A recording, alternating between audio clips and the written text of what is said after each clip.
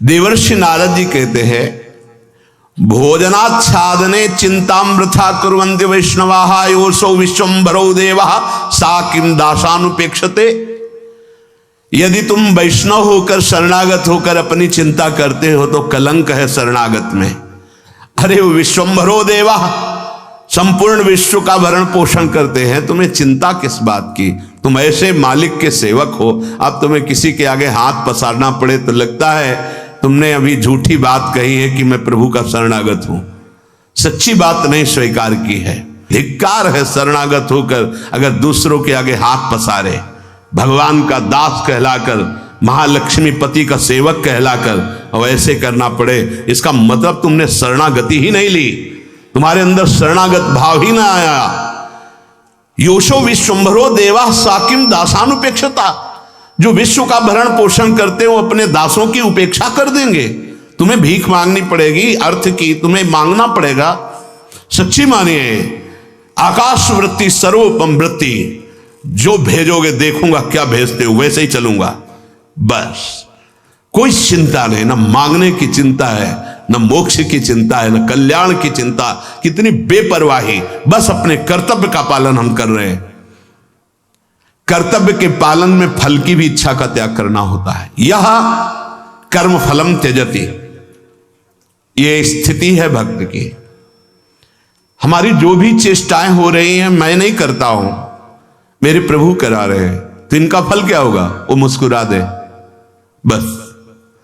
मेरी प्रिया जो मुस्कुरा दे, मेरे लाल जो मुस्कुरा दे, बस यही हमारा, और कोई कर्म फल नहीं। और वो मुस्कुरा दिए तो बकाया क्या रह गया? सच्ची मानिए, प्रभु से कभी कुछ नहीं मांगना चाहिए। अगर मांगे तो बस एक ही बात मांगे कि आपके भजन में रुचि हो जाए, सब कुछ मिल जाएगा, सब कुछ। हम मांगेंगे भी तो हमारी हिम्मत नहीं वो मांग सके जो इनसे मांगना चाहिए, हिम्मत नहीं। जैसे एक गरीब आदमी को चक्रवर्ती सम्राट बुलावे और प्रसन्न होकर बोले मांगो, क्या मांगोगे? तो उसकी अपनी स्थिति से मांग आएगी कि 2 भैंस है, 4 परिवार, 1 साल भैंस का चारा दे दो और 1 साल का भोजन दे दो। बड़ी हिम्मत करके मांगेगा कि मैंने बहुत मांग लिया। अगर ये छोड़ दे कि महाराज हम गरीब आदमी क्या मांगना जाने, आप जो चाहो दे दो, तो हो सकता है वो एक नगर का नगर आपको दे दे, हो सकता है आज जीवन के लिए वो सारा वैभव दे दे। ऐसे ही चतुर खिलाड़ी भगत वो है जो भगवान के ऊपर छोड़ देता है। क्या चाहिए तुम्हें? प्रहलाद जी से कहा हमारी आज्ञा है, वरदान मांगो। बोले अवश्य प्रभु, मुझे ये वरदान दीजिए कि मुझे कुछ मांगने की इच्छा ही न रह जाए। आज्ञा पालन भी हो गया और अपने हृदय की भी बात कह दी। सुतीक्ष्ण जी से कहा वरदान मांगो। बोले प्रभु हमें आता ही नहीं मांगना, अब आपको जो अच्छा लगे दे दो ना।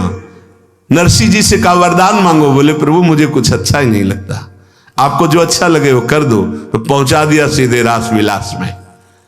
बैठ गए सुतीक्ष्ण जी के हृदय में सिया राम जी सदा सदा के लिए। फिर क्या कमी, जाके राम धनी वाके कौन कमी। हमको प्रभु से मांगना भी नहीं आता।